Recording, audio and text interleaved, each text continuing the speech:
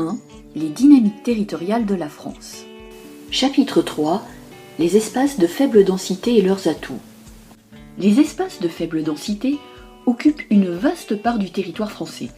Ces espaces peu peuplés, dont certains sont sous influence d'une ville, présentent des atouts importants et font l'objet de divers usages, en particulier agricoles et récréatifs.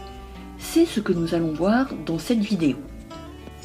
La densité de population en France est en moyenne de 118 habitants par kilomètre carré. Les espaces peu peuplés ont, eux, une densité inférieure à 30 habitants par kilomètre carré. Le territoire français compte de nombreux espaces de faible densité.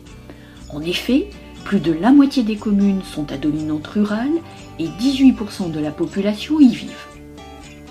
Les espaces les moins peuplés sont d'abord les massifs montagneux, les Alpes, les Pyrénées, le Massif central, les Vosges et le Jura. Les pentes de ces massifs, leur altitude, l'enneigement en hiver sont des obstacles au peuplement.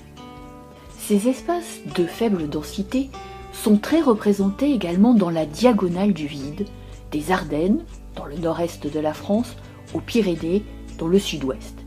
Ils se caractérisent par leur faible nombre d'habitants, mais aussi par des infrastructures et des services plus rares. En dessous de 10 habitants par kilomètre carré, on parle d'espaces désertifiés. Après un exode rural massif, dès le XIXe siècle, la population des campagnes augmente de nouveau depuis la fin des années 1990. Les retraités s'installent dans les régions de l'Ouest et du Sud, et certains citadins préfèrent en effet vivre hors des villes. On les appelle les néo-ruraux. Cette diversité des habitants provoque parfois des conflits d'usage et fait du vivre ensemble un réel défi. Les territoires français de faible densité de population présentent cependant des atouts. Ces espaces peuvent parfois bénéficier d'une activité agricole très performante.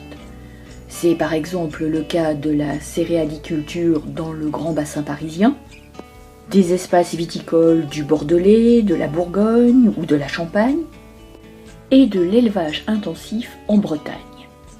Un autre atout de ces espaces de faible densité de population est le tourisme.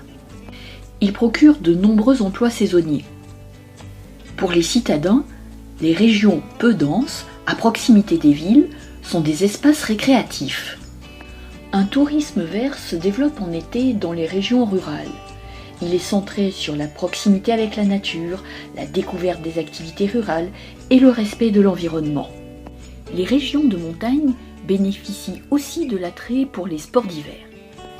Terminons par les parcs nationaux et les parcs naturels régionaux.